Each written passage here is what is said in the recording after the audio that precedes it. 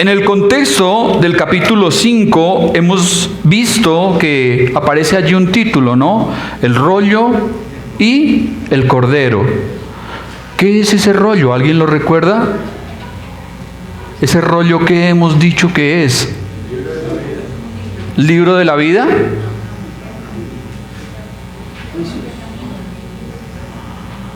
¿Es el libro de la vida?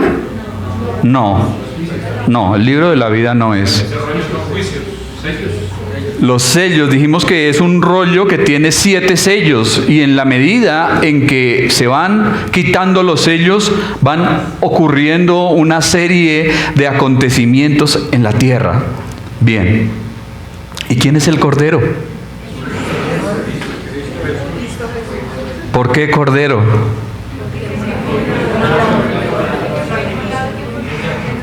Ajá. Sí, dijimos que en su primera venida Cristo viene como el Cordero de Dios que quita el pecado del mundo. Y hacíamos una distinción, ¿no? Porque también se habla de Él como el león de la tribu de Judá. Y decíamos que Cristo es el Cordero, ¿sí? Ofreciendo salvación por medio de su muerte y de su sacrificio para quienes creen en Él. Pero también será el león en juicio, ¿sí? Como rey, estableciéndose, ¿sí? y viniendo a juzgar, viniendo a traer los decretos de Dios sobre este mundo. Bien. ¿Y qué pasaba? Que no había nadie, no sé si lo recuerdan, no había nadie ni en el cielo, ni en la tierra, ni debajo de la tierra. No había uno solo que fuese digno de abrir ese rollo, de desatar los sellos. Dice que ni siquiera de mirarlo. Solamente uno. ¿Quién? Jesucristo nuestro Señor.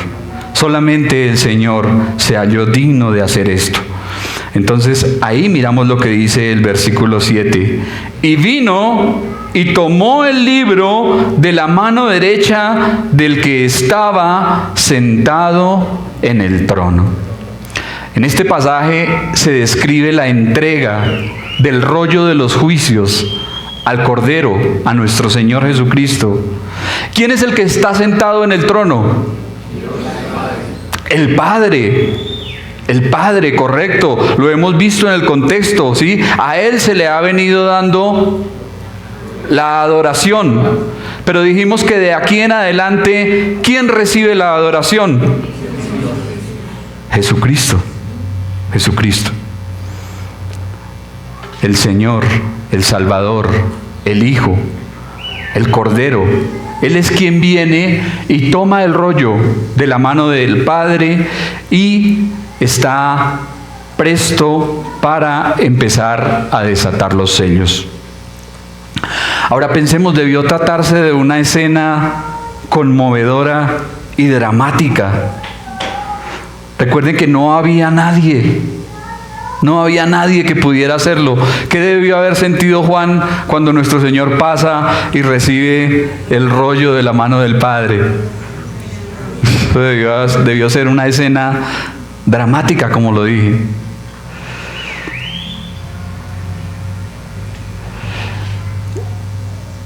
Entonces, Juan describe con un rápido realismo la acción mientras está sucediendo. El hecho de que el Cordero recibe y toma el libro sugiere que Él es quien va a ejecutar los juicios contenidos en los sellos que corresponden al tiempo de la tribulación y la gran tribulación. Ahora el destino del hombre está en las manos ¿de quién? ¿De quién? Dígalo. De Jesucristo.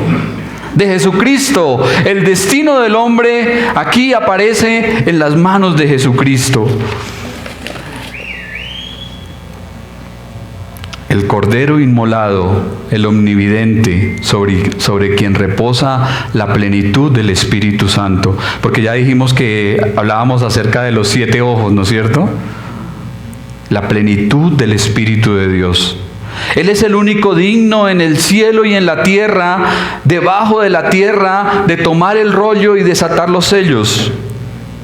Estamos frente a uno de los pasajes de cristología pura en los que vemos claramente que Jesucristo recibe adoración.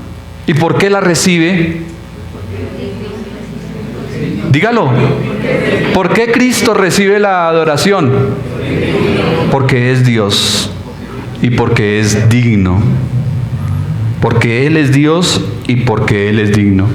En los evangelios, ¿quiénes adoraron al Señor? ¿Lo recuerdan?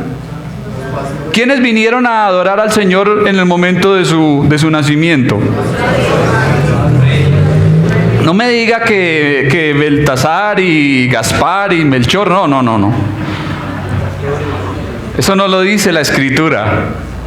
Unos reyes que vinieron del oriente trajeron incienso, mirra y oro. ¿Sí? Unos reyes del oriente vinieron y adoraron al recién nacido rey. ¿Sí? ¿Pero cómo? ¿Cristo recibiendo adoración? Sí. ¿Sí? En el Antiguo Testamento estaba escrito: al Señor tu Dios adorarás y a Él solo servirás. Cristo recibe la adoración porque Él es Dios. También lo hace después de la resurrección. Allí cuando aparece a sus discípulos, dice que ellos le adoraron. Ángeles le adoraron. ¿Sí? Entonces, si Cristo no fuese Dios, no recibiría adoración. Pero porque Él es Dios, vemos que en la Escritura continuamente se le adora. Y aquí en estos pasajes estamos viendo que se le adora. Se le está adorando. Él es digno.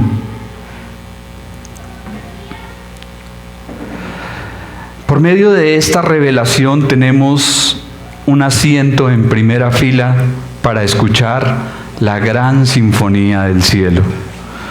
¿A cuántos les gusta la música?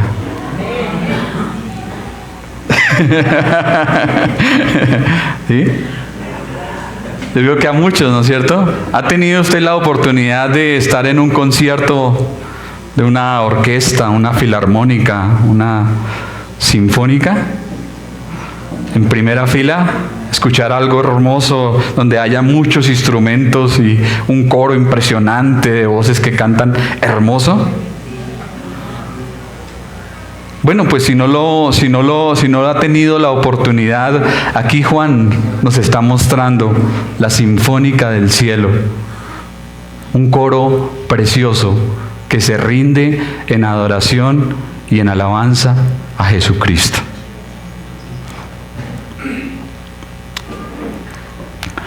Muchos creen en un Jesús hecho a su medida. El problema con los cristianos de la actualidad es que tienen un Cristo que no corresponde al Cristo de la Escritura. Es un Cristo creado a conveniencia, un Cristo imaginario, ¿sí? Que ellos han formado y lo adoran como quieren, le cantan como quieren, ¿sí? Hacen lo que quieren pensando que lo están agradando. Pero no es el Cristo bíblico, no es el Cristo que nos muestra la palabra de Dios. Y el tema central de los himnos que se entonan en el cielo, ¿quién es? Cristo el Señor. Un autor escribió lo siguiente: solo aquí en la tierra se duda del valor y la identidad de Jesucristo, porque en el cielo todos saben quién es. En el cielo todos saben quién es, y por eso los vemos aquí adorando como Él se lo merece. Sobre la tierra hay confusión, perplejidad, error. Sin embargo, en el cielo hay claridad, adoración y canción. Si usted, mi amigo y mi hermano que me escucha en esta mañana, se preocupa por el futuro, si usted siente temor por el mañana, si siente incertidumbre en lo que ha de venir, no lo busque en el tarot, no lo busque en el horóscopo, no lo busque en la adivinación. Entregue su vida a Jesucristo. Entregue su vida al Señor y su futuro estará asegurado. Si usted se rinde al Señor, su vida está en las mejores manos. Rinda a Él su vida en adoración y permítale señorear, porque Él es quien sostiene la voluntad de Dios para los hombres. Versículo 8. ¿Qué ocurre? Y cuando hubo tomado el libro, los 4 seres vivientes y los 24 ancianos se postraron delante del Cordero. Todos tenían arpas y copas de oro llenas de incienso, que son las oraciones de los santos, y cantaban un cántico nuevo, diciendo: digno eres de tomar el libro y de abrir sus sellos, porque tú fuiste inmolado y con tu sangre nos has redimido para Dios de todo linaje y lengua y pueblo y nación. En este punto la creación prorrumpe en alabanza indetenible, reconociendo la dignidad del Cordero por el hecho de tomar el rollo. Entonces se produce un brote de alabanza que incluye a los 4 seres vivientes. ¿Quiénes son esos 4 seres vivientes? ¿Recuerdan? ¿Qué hemos dicho acerca de ellos? ¿Quiénes son?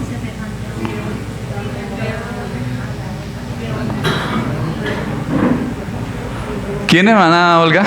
Dígalo tranquila. Que era semejante a la vaca, ¿no? Ajá. Semejante a hombre y semejante a... Ajá. León, el toro, el hombre y el último el águila, sí. El aspecto de ellos era semejante, pero ¿qué hemos dicho acerca de ellos? ¿Qué más? ¿Quiénes eran? ¿Quiénes son? Estos 4 seres vivientes, ¿son hombres?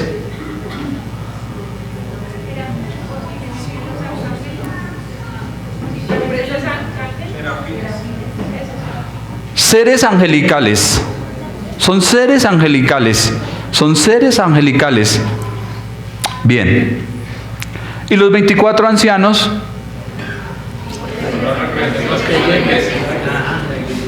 ¿Qué dijimos de ellos? ¿Quiénes son? Representantes de la iglesia, correcto. Entonces aquí vemos que estos que representan a la iglesia junto a estos seres angelicales reconocen la divinidad, la majestad, la excelencia y la honorabilidad de Jesucristo. Es por eso que le adoran como a Dios, cayendo ante su presencia, reconociendo su absoluto poder y deidad.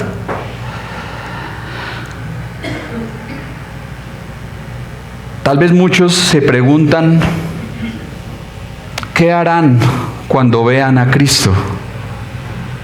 No sé si usted ha pensado en eso. ¿Cuántos han pensado en eso? En sinceridad. A sinceridad. Bueno, ¿y los demás? Deberían hacerlo. En teología eso se describe o se conoce como la visión beatífica, es decir, como la visión santificadora. Y yo no sé, pero para todo cristiano creo que esa es la meta, ¿no? Eso es lo más grande y lo más hermoso y lo más excelso a lo que anhela durante todo su peregrinar en esta tierra. ¿Sí? Llegar un día a ver al Señor, estar en presencia de Cristo, ver a Cristo, ver cara a cara al Salvador. Ahora, ¿qué harán? ¿Qué harán cuando vean al Señor? ¿Será que van a acercarse a Él y darle un abrazo? Señor, palmadas en la espalda, choque las 5, Señor, porque me salvaste. ¿Qué harán? ¿Qué harán?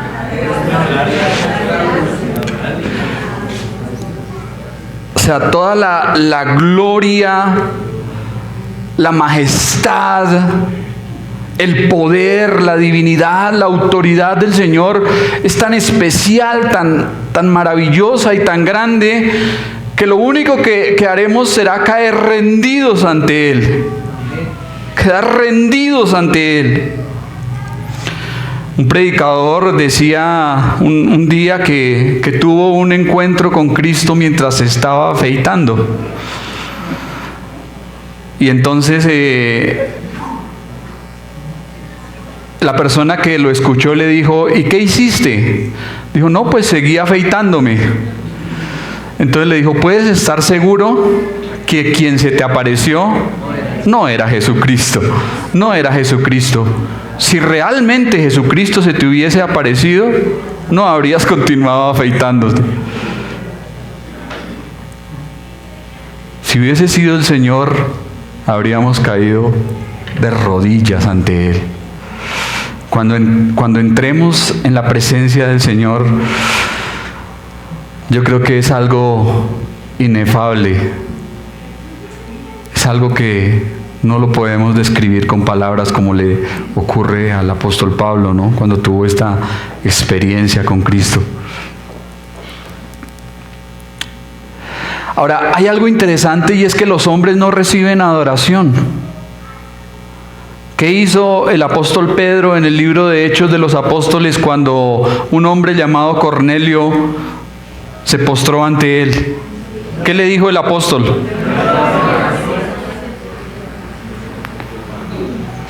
Levántate, yo mismo soy un hombre, ¿sí? No me adores a mí. No. Los ángeles tampoco lo hacen. Un ángel tampoco recibe adoración. ¿Qué le dijo el ángel a Juan más adelante en el libro de Apocalipsis? Cuando dice que hablaba con el ángel y él se postró para adorarle, ¿qué le dijo el ángel? No lo hagas. No lo hagas. Yo soy consiervo tuyo. ¿Qué le dijo? Adora a Dios. Y Cristo recibe la adoración. ¿Por qué? Porque es Dios. Porque es Dios. Esa es una verdad irrefutable, innegable e indubitable.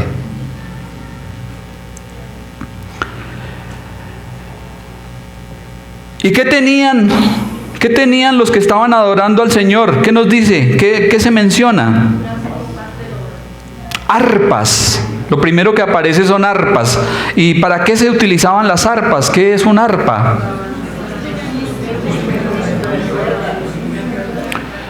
Es un instrumento musical que sugiere regocijo y victoria.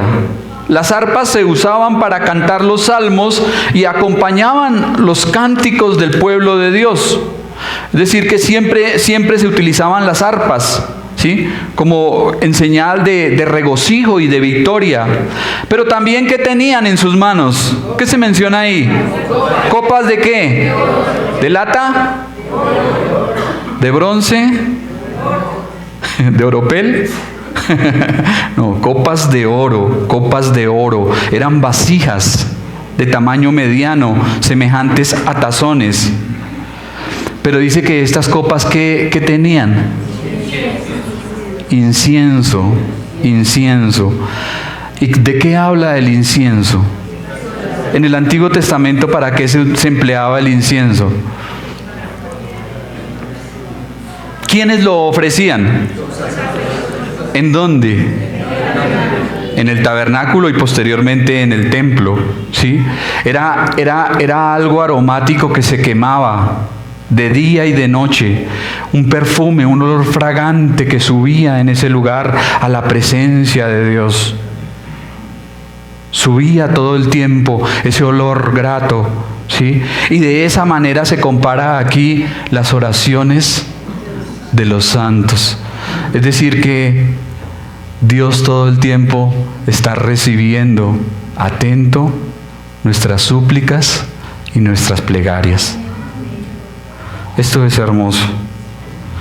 Esto es hermoso.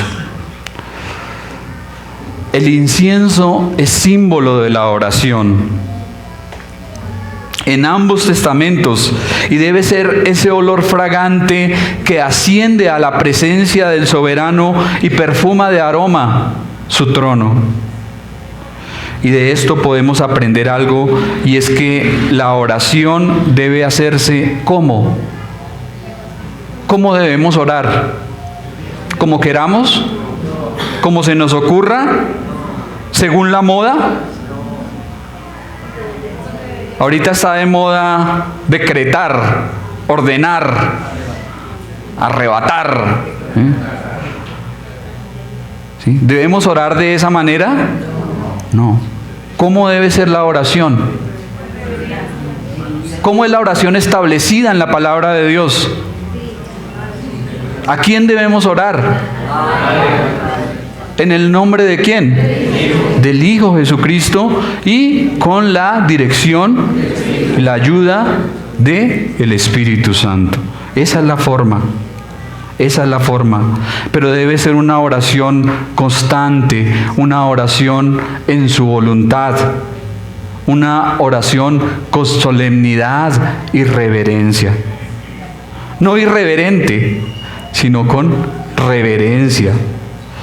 Esa es la oración que agrada al Señor, la que es dirigida por el Espíritu para la gloria de su santo nombre.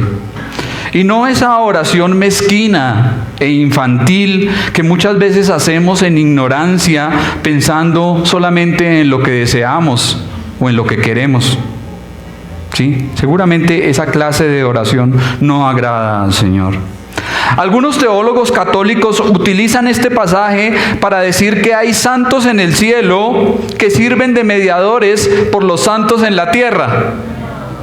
¿Será que el pasaje dice eso? Correcto, ellos pasan por alto la clara enseñanza del apóstol Pablo a Timoteo, capítulo 2, versículo 5. Dice, porque hay un solo Dios y un solo mediador entre Dios y los hombres, Jesucristo hombre. Por otra parte, el contexto no habla de santos en el cielo orando por santos en la tierra, porque la iglesia, ¿en dónde estará cuando ya esté ocurriendo esto? ¿En la tierra? ¿La iglesia dónde estará? En el cielo, correcto. Entonces debemos concluir de este pasaje que tanto la alabanza como la oración deben de estar presentes en el culto que la iglesia rinde a Dios. Pero debe hacerse según Dios lo ha establecido, según Él lo ha decretado, y no a nuestro parecer, no a lo que nosotros nos crea, ¿sí? A nuestro criterio esté bien. No. ¿Qué dice el apóstol Santiago? Más tarde lo veremos, seguramente mi hermano va a tocar ese pasaje cuando llegue allí. ¿Está alguno afligido entre vosotros? ¿Qué debe hacer? ¿Y está alguno alegre? Cante alabanzas. La oración y la alabanza siempre deben ir juntas, son inseparables. Leía algo en estos días que me llamó la atención. ¿Cómo debe ser el canto en el culto cristiano? Tal vez muchos se preguntan, bueno, ¿y aquí por qué no hay batería? ¿Por qué no hay...?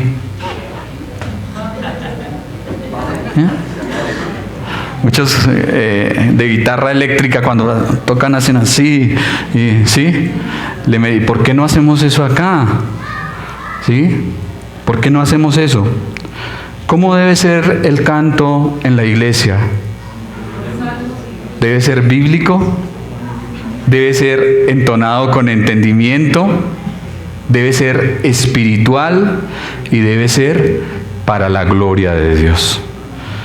Nosotros cuando cantamos aquí no buscamos agradar a los hombres, porque una vez una hermana se acercaba y decía, pero ay, no me gustó la música hoy. Y entonces le decían, pues eso está bien, mi hermana, porque es que no estamos cantando para usted. lo estamos haciendo es para el Señor y buscamos agradar es al Señor.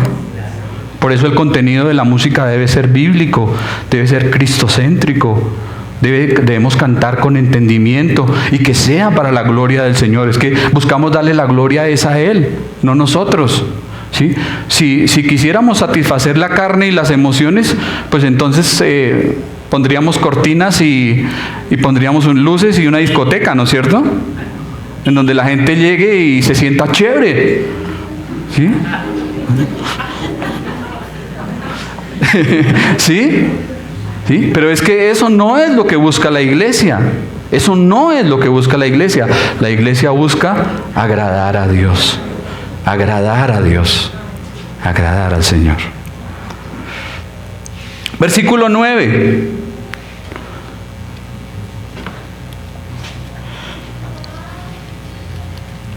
Ya lo leímos, ¿no es cierto? En los salmos encontramos continuamente que la palabra nos dice que debemos cantar al Señor un cántico nuevo. ¿Por qué Dios quiere que cantemos a Él un cántico nuevo? ¿Cómo son las misericordias del Señor? Nuevas cada mañana. Y aquí vemos que el himno entonado por los 4 seres vivientes y por los 24 ancianos es nuevo, no en el tiempo, sino respecto a la clase y a la naturaleza. Es decir, que fue un canto único porque hasta ese momento no se había mencionado la redención para el hombre pecador efectuada por el Señor Jesucristo. Ahora, ¿qué momento más emocionante debe haber sido cuando Juan escucha esta sinfonía? Ese coro celestial hermoso cantando alabanzas al Rey de Reyes. En los días del apóstol la iglesia era pequeña y perseguida. ¿Recuerdan todo lo que vimos en las cartas? ¿Cómo eran las iglesias? Por lo menos cuando hablábamos de Esmirna. ¿Cómo era Esmirna? La iglesia que sufriente, una iglesia perseguida, una iglesia pequeña, atribulada. Pero aquí Juan está viendo a una iglesia gloriosa, adorando, triunfante a su Señor y Salvador. En la antigüedad, cuando el emperador entraba a un festival o a un banquete, la gente debía colocarse en pie y decir: digno eres. Imagínense.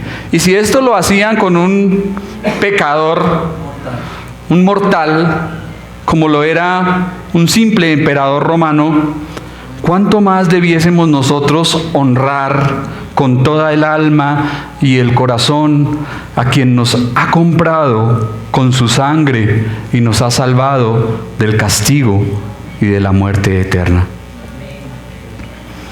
Aquí en la tierra debemos ir practicando y afinando nuestras voces para cuando llegue el momento de dar adoración y reconocimiento al Cordero de Dios.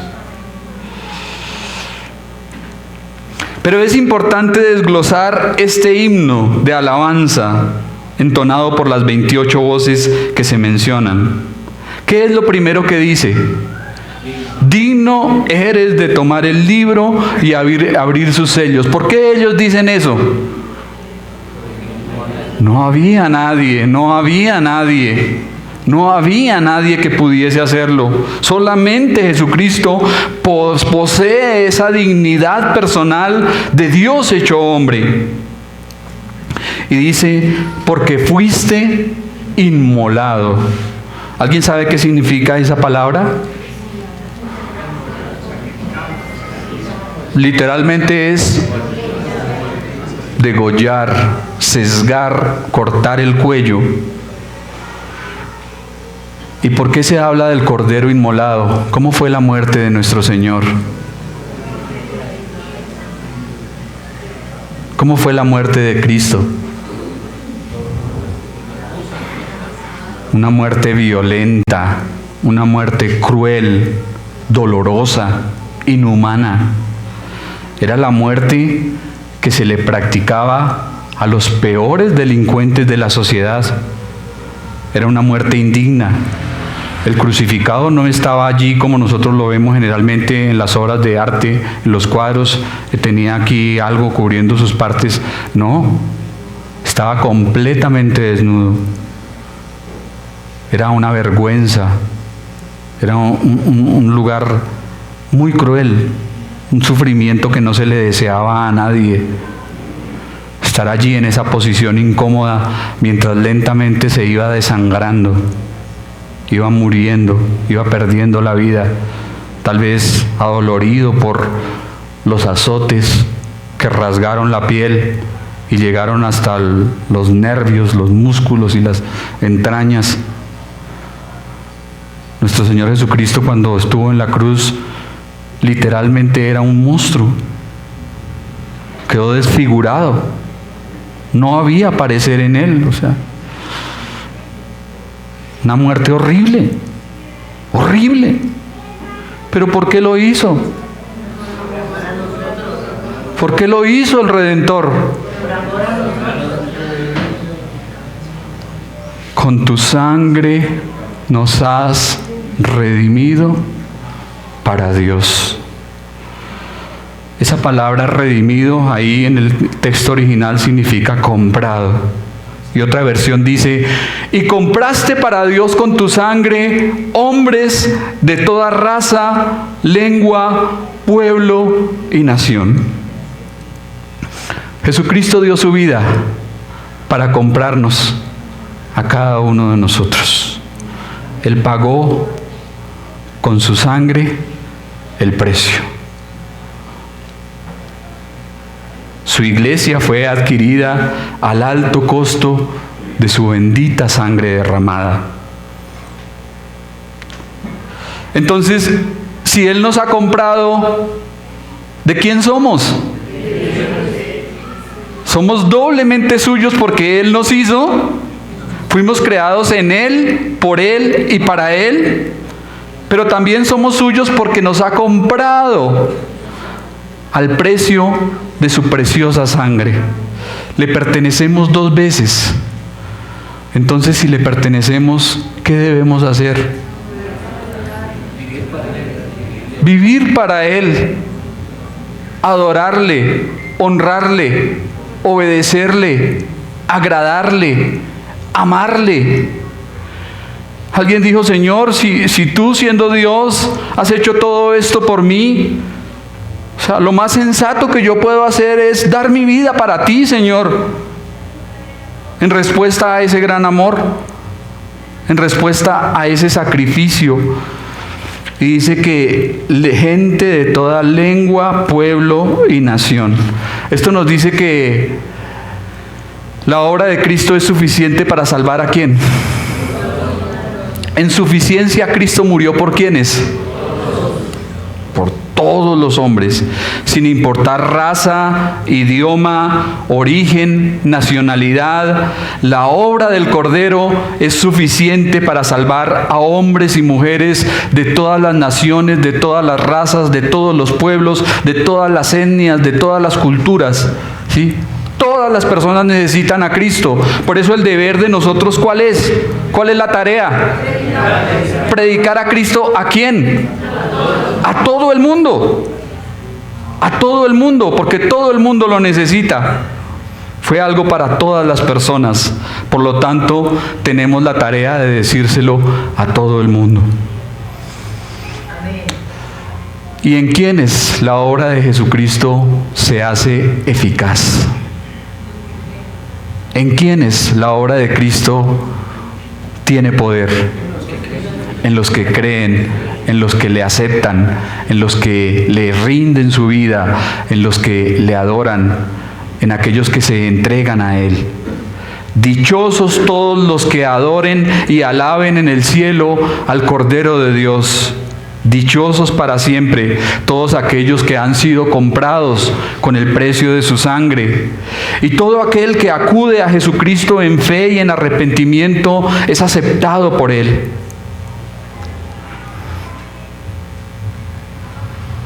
Un día estaremos allí en el cielo cantando al Señor. Y yo no sé si usted se deleita mientras cantamos acá esas poquitas canciones, esos cortos himnos. Pero ¿qué deberíamos hacer si de verdad nos deleitamos adorando al Señor? Prepararnos y anhelar ese día. Ajá. Anhelar ese día, prepararnos desde ya para el momento en que estemos en ese gran coro celestial que dice al Cordero de Dios: digno eres tú. Versículo 10, y termino. Y nos has hecho para nuestro Dios reyes y sacerdotes, y reinaremos sobre la tierra. Los redimidos no serán simplemente espectadores, sino que compartirán el reino del Señor. Jesucristo no murió inútilmente. Su sacrificio fue efectivo y su muerte eficaz. Dice el pasaje que acabamos de leer: nos has hecho. Nos has hecho. Y es que el Señor murió para darnos vida y para hacernos príncipes, reyes, sacerdotes, hijos de Dios. Él nos ha dado una posición de dignidad, de autoridad real. Y si lo creemos, algún día también con Él reinaremos. Los redimidos por el Cordero participarán del reinado glorioso del Mesías en la tierra. ¿Sí? Con Él estaremos reinando. Y eso es algo muy grande, porque cuando el Señor establezca su reino en esta tierra, nosotros vamos a reinar con Él. Será un tiempo en que toda la tierra esté llena del conocimiento de la gloria de Dios, y un tiempo también en el cual hay libre acceso a su presencia. En el Antiguo Testamento, ¿cuándo entraba el sumo sacerdote al lugar santísimo? ¿Cuánto? Un día, una sola vez al año. ¿Y cómo debía presentarse el sumo sacerdote? ¿Qué debía llevar consigo? Bueno, la vestidura, todos los utensilios, el pectoral, pero ¿qué debía llevar que no podía faltar? Era mejor. Él tenía que hacer allí en el lugar santísimo, especialmente en el propiciatorio, tenía que hacer aspersión de ¿qué cosa? De la sangre. Él no se podía presentar ante Dios sin sangre. ¿Sí? Y sabemos que muchos sacerdotes en el Antiguo Testamento, cuando entraban a la presencia de Dios, morían. Ellos de allí no salían. Y los otros sacerdotes tenían que jalarlos con un lazo cuando las campanas dejaban de sonar, sacarlos desde afuera, porque si entraban a sacarlo, también morían. O sea que no cualquiera podía acercarse a Dios. No cualquiera podía entrar ante el Señor. Eso era algo. Imagínense lo que sentía el sumo sacerdote sabiendo que iba a entrar a ofrecer la sangre en el día de la expiación. ¿Cómo se sentiría ese sacerdote sabiendo que podía ser su último día en esta tierra? ¡Qué temor!, ¿no? ¡Qué reverencia! ¡Qué respeto! Tal vez de allí no saldría. Pero aquí encontramos algo interesante, y es que Dios a nosotros nos ha hecho sacerdotes. Tenemos libertad de entrar a su presencia. Dice el autor de la epístola a los Hebreos que por el camino nuevo y vivo que Cristo ha trazado, ha abierto, podemos acercarnos confiadamente al trono de la gracia, sabiendo que allí vamos a tener gracia y misericordia para el oportuno socorro. Ya no es solamente un día. Ya es cuando, cualquier día, a cualquier hora, ¿sí? Por medio de la sangre de Jesucristo, usted puede ir confiadamente al trono de Dios, puede acercarse ante ese trono, llevar sus súplicas, llevar sus plegarias y saber que Dios lo escucha, saber que Dios está allí para oírle. Entonces tenemos un acceso ilimitado a su presencia. Y más que eso, nos ha hecho reyes. Reyes. ¿Un rey quién es? Alguien de autoridad, alguien que ocupa una posición importante, ¿sí? Alguien que tiene gobierno sobre una comunidad, sobre un grupo, sobre un país. ¿Sí? Un rey es alguien muy importante. Mire la dignidad que el Señor nos ha concedido. Con Él reinaremos. ¡Wow! Esto es muy grande. Yo me quedo corto en estos pasajes. La verdad les confieso, mis hermanos, que me siento corto en estos pasajes porque yo sé que hay mucho más. Hay mucho más. Pero podemos llegar a la conclusión, mis hermanos, de que Jesucristo lo es todo. Para el cristiano, para el creyente, Cristo lo es todo. Cristo lo es todo. Leí algo que quise compartir con ustedes en esta mañana, también en estos días, y dice lo siguiente: para los ciegos, Él es la luz. Para el hambriento, Él es el pan. Para el sediento, Él es la fuente. Para los muertos, Él es la vida. Para los enfermos, Él es la cura. Para el prisionero, Él es la libertad. Para el solitario, Él es la compañía. Para el mentiroso, la verdad. Para el viajero, el camino. Para el visitante, la puerta.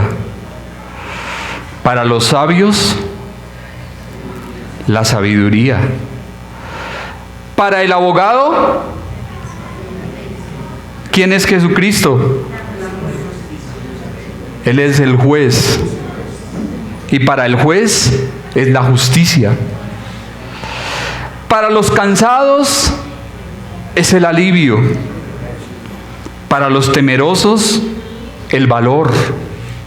Para el constructor, la piedra angular. Para el jardinero, la rosa de Sarón. Para el triste, la alegría. Para el pobre, el tesoro. Para el lector, la palabra. Y para el pecador, el perdón. El perdón. Cristo es nuestro todo, mis hermanos. Y si así lo es, debemos rendir nuestras vidas a Él en adoración, en alabanza, en comunión, pidiéndole que nos ayude mientras nos llame a su presencia. ¿Cómo no adorarle?